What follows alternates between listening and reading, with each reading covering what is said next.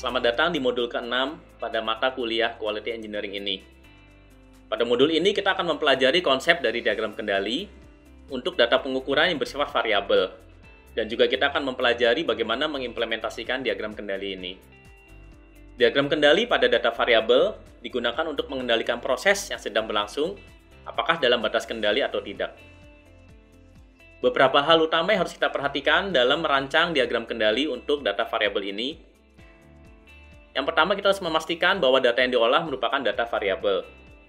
Data variabel merupakan suatu karakteristik mutu yang diukur dalam skala numerik ataupun dalam satuan metrik, seperti dimensi panjang, volume, berat, bahkan sampai tegangan.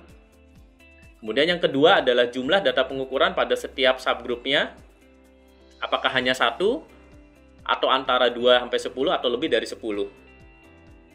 Dan yang ketiga adalah menggunakan tabel konstanta sesuai dengan jumlah sampel pada setiap subgrupnya.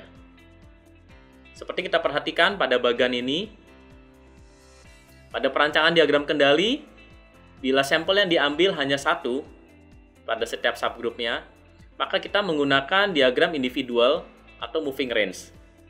Sedangkan pada saat kita mengambil sampel 2 sampai dengan kurang dari 10, maka kita menggunakan diagram X-bar dan juga diagram R.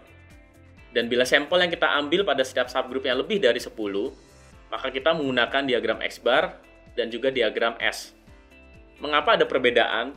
Karena untuk ukuran sampel yang jumlahnya banyak, kita harus menghitung standar deviasinya.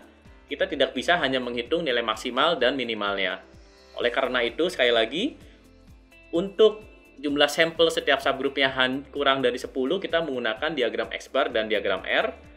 Dan bila jumlah sampelnya lebih dari 10, kita menggunakan X-bar dan diagram S. Dan juga kita perlu memperhatikan parameter-parameter yang terdapat pada tabel ini. Saat ini sudah banyak software pengolahan data dengan menggunakan diagram kendali tersebut. Namun diharapkan dengan mempelajari modul ini, maka rekan-rekan mampu memahami konsep dasar perhitungan dalam perancangan diagram kendali untuk data variabel ini. Terima kasih atas partisipasinya dalam modul 6 ini.